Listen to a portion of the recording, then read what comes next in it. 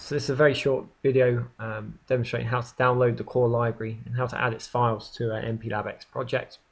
So first we need to download the core library. It's available on the acu-tec website, so acu-tec.weebly.com. If we look under the library tab, halfway down under downloads, we've got a link there to download the core library. So once the library is downloaded, we should have a folder named core with 3 files inside. The 3 files is the .c file, which is the generic source code structure.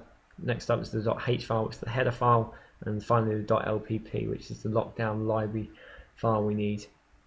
Next up, we open up the IDE, which is obviously MPLabX, and we want to create a new project. So we go File, New Project. Under categories, we want to select Microchip Embedded and Project Standalone Project.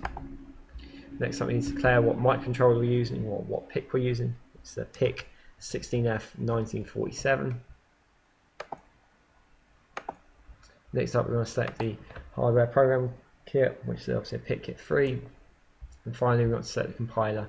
And the core library works with all the versions of the XE8 compiler. So we give our project a name, such as core test, and finally finish. We should see our new project appear on this left-hand side. Now we want to add our library files here. So if we go click on the libraries tab, right click, add library/object file, and we want to navigate to this .lpp file we've just downloaded. Let's add that. Under header files, we need to add our core header file. So if we right click on header files, add existing item, and add the .h, and we want to make it a copy of the original. And similarly, under source code, we want to use this generic structure for the core library. Again, add existing item, and we're looking at the .c now.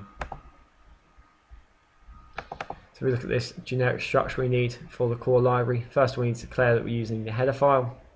Next up, we need a main function, and within here we've got this MCU init function, which essentially initiates the PIC microcontroller on the board and carries out the authentication procedure required to be enabled to unlock the library. Next up, we set the watchdog timer. We pass it 2 variables. One is whether we're going to turn it on or off, and the second is the time period in milliseconds. Next, we declare what we're going to do with the 2 interrupt sources, which is the peripheral interrupt source and the global interrupt source. We can either enable those or disable those. And then in the while loop, we've just got a clear watchdog timer function. So if we now build that, we should see that we've successfully implemented the core library.